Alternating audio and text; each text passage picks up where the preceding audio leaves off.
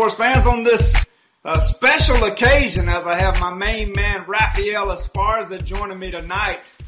Rafi, good to have you, brother. How are you, man? Pretty good. What's going on with yourself? I didn't know we were supposed to wear Doc's polo gear on this special occasion. I would hurry up and change, but the Blackhawks are playing tonight, so sorry, Docs. We got Chicago representing right now. I hear you, man. I'm a company man, Rafi. Let's introduce everybody to you. First of all, tell everybody out there, how did you become known as the Vegas Sports Informer? It was kind of a name that me and Wade and Doug kind of thought of together, because when I was behind the trenches of the Vegas sports books, working as I was doing two jobs pretty much at the same time, they thought just all my contacts and all the stuff that I was actually doing at MGM through MGM Sportsbooks, and that's just the perfect name for doing numbers and knowing all the contacts that I have and knowing pretty much every sportsbook director from Vegas pretty much all the way to the major offshore books. They just thought that name pretty much fit me. Yeah, certainly, and it certainly does. And you've been really informed lately. I know you're tearing it up in college basketball right now. Tip my hat to you. Can keep that up, brother. I mean, I know we're heading into March Madness. I don't know about you. You know, I'm from the South. You know, a lot of people around here is football, and I get it. But man, I love all times of the year. This has to be an exciting time of year for you. I know you love hockey. I know we have March Madness coming up, NBA playoffs. Women's World Cup, etc. What do you like most about this time of year? This is just a crazy time of year. It's funny, people always think when football's over, I mean, you could pretty much explain that everyone thinks it's just a down part of our industry, which to me, this is pretty much my heartbeat of my season, because we have so many sports going on: March Madness, NBA playoffs, NHL playoffs, baseball throws the first pitch soon, MLS drops the ball in soccer this weekend. Plus, I got UFC and boxing, horse racing, road to Kentucky Derby, Women's World Cup soccer. To me, this is just a heartbeat. Yeah. And like I said, before I bring back to you, first of all, I want to say welcome to the team. I know we spoke to on and off through emails and phone calls and texts and all that, but never really got to go one-on-one with you. Now that I have a picture with you, welcome to the Docs team. Yes, and I've always wanted to know how you got into this. Well, I'll tell you what, man, coming up, I always played ball, all three sports. Well, I say all three, we didn't have hockey down here or soccer at the time. It was basketball, baseball, football, and always loved competing, and it was just in me. It was something that was in me. I made, straight A's, et cetera, and I was really good in math, and got to college, man, and, got to college, dude. I was like, man, this college is not for me, man, and I've always been involved in sports, and always kept my finger on the pulse, and always had that gambling in me. I love to gamble. People call it gambling, but I'm going to tell you like this, Rafi, and this is the way I feel, and I'll leave the floor to you and let you tell me how you feel, but it's like the stock market. It's like anything else. You want to get your money in good. I mean, that's the idea behind it. You're not always going to win. People say, well, that guy's on the sharp side, or he's on the public side. I don't care which side I'm on, as long as I cash the ticket at the end of the day. And see, a lot of people get caught up into that. Well, you're not a sharp. Hey, listen, at the end of the day, I want to cash the ticket. I want that money in my hand. And see, a lot of people get caught up with fading the public and this, that, and the other. I don't care how I win. I don't care if it's a Hail Mary at the end or, a technical foul at the end of a basketball game. I want to put my money in the best situations and let the chips fall where they may. What is your thought on that, Rafi? I would say it's probably both 50-50, but I understand where you're coming from, and I respect that. But since we're going to talk about football is a totally different demon. Perfect example. I wrote an article a couple of days ago about how Vegas, or how the books just crushed the bettors in January.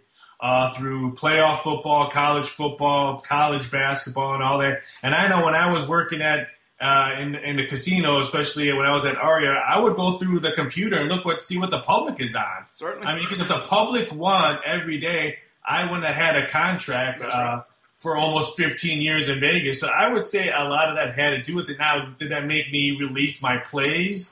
No, but it made me look at what the public was doing. You can always tell what the public is doing on Thursday and Friday. Yeah. So is it a favorite public? Is it the underdog public? They didn't choose my plays, but they were telling me where their money was going.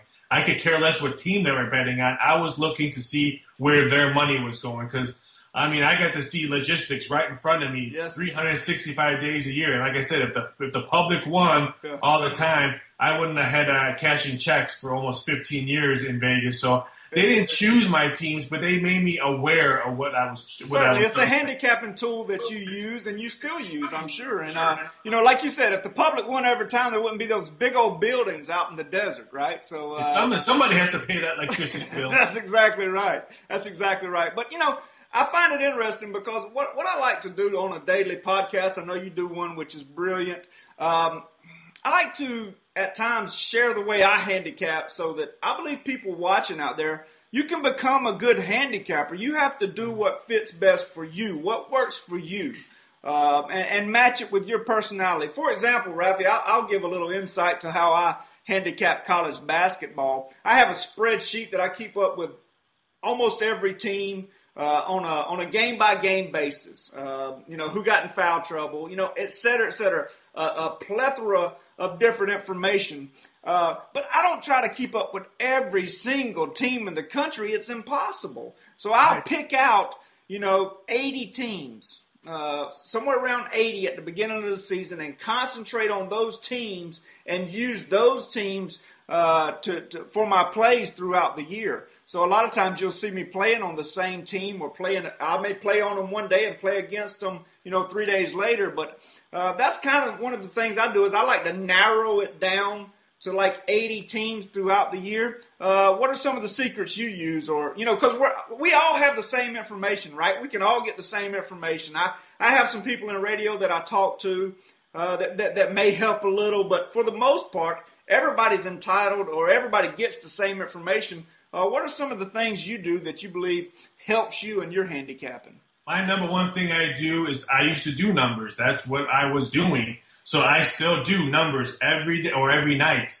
Right. I do my college basketball numbers every night and totals every night. So I'm a huge totals fan. Mm-hmm. And then when the numbers come out, I'm adjusting. So if I have, let's say, one team, I made a number -3 and the odds makers have it -6, that to me has value, so I circle it, and then that's the game I'm going to concentrate the next day or that morning. So I have a whole bunch of games that I have differences for what my odds-making friends, as I like to call them, and if they have difference, then those are the games I'm focusing on. So if there's 4 or 5 games that maybe have 4 or 5 point difference from my numbers, then I'm concentrating on those games. So that's why a lot of times I may go dark or I only have one play a day on college basketball because I don't like to release a whole bunch of plays, or I'm just one play a guy in NBA, NHL. I do my numbers. I pick one game that I think is maybe the wrong side. Because even if you watch my videos, I say, hey,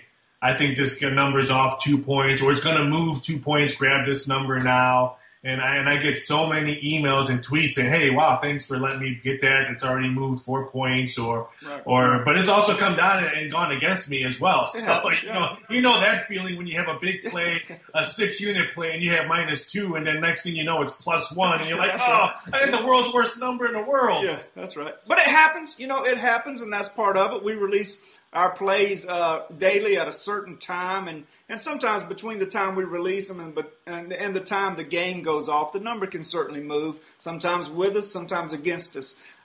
That's part of it. Well, hey, listen, Raphael, this is something I'd like to do on a weekly basis. I'd like to interview many of the other guys on the site, and let's just, we don't all know each other personally. We're getting to know each other, but I think it's important that we share ideas and even to the public. I love for the public to know how I do it because, hey, at the end of the day, we all have the same information. And, the idea is to, with all due respect to your buddies out there, Rafi, the idea is to kick them in the teeth. I mean, we want to win.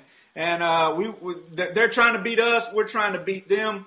And it's certainly a competition. It's funny how you said that because I tell people, like, don't you want to beat the books? No. I don't want to beat the books. You said it earlier. My main goal is to put money in my pocket and my customers' pockets. Yep. I don't care about the guy behind the suit that used to be me. Because you know what? If you keep on winning, I've done this many times in casino. If you keep on winning, they're going to show you the door. So I tell people, lay low when you gamble in sports, because you keep on winning and you stick it to them, they're going to show you the door, and now you have no place to win. Exactly right. Heading in, we'll leave with this, Rafi. Heading into March Madness, give me a couple teams to watch out for. Maybe some teams that have been good against the spread, or maybe some teams that you like moving forward into the tournament, and a sleeper team or two. I'm going to take for a sleeper team. I'm going to take Utah. I love their defense. Mm-hmm. I know it's always East Coast bias when you watch SportsCenter and Fox Sports. They never talk about these Pac-12 teams, the Western Conference teams, Mountain West teams. I think Utah's defense can stifle some people and cause some problems. So there's a team that I'm going to look at. They're probably going to grab on probably your fourth seed right now. That's what I have them at as a fourth seed. But if they do well in the Pac-12 tournament or win it, they can maybe grab a 3 spot. What about you? Any sleepers you like? You know what? I love that you mentioned defense. I like Northern Iowa. They really play defense. I know they haven't played the toughest schedule. They've beaten Wichita State once. I think they split this year. But I like the way they play defense. I love Seth Tuttle in the middle. He's a senior. He's a Player of the Year candidate. But another team I really like, you mentioned the East Coast bias, but this is another team from out west. I like BYU strictly because they have some guards who can score. I'm worried about them on the interior, but they can outscore some people. They're not great defensively. They're not terrible defensively, but they're not great. But those are two teams I really like, Northern Iowa and BYU. I like the BYU pick. The only thing that scares me when they shoot the ball poorly, me and you can find 3 other guys and probably beat them.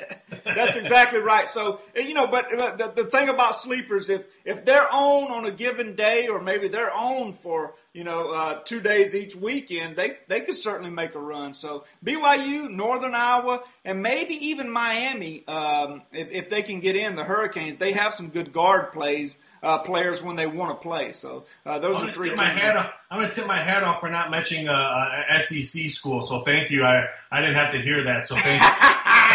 Hey, baby, if we was talking football, I'd be all over you with the SEC. You know that, man. And don't even throw that Ohio State in there, man. It happened 1 year, okay? So Florida State, Ohio State, 2 years. I'll give you that. But the SEC will be back, Rafi. Pleasure talking to you, brother. Listen, I want to do this more and more, and thanks again for joining me. I appreciate it, man. Let's do this again. Nah, problem. You got my number. All right, Rafi. Be good, baby. Take it easy. All right. See you, buddy.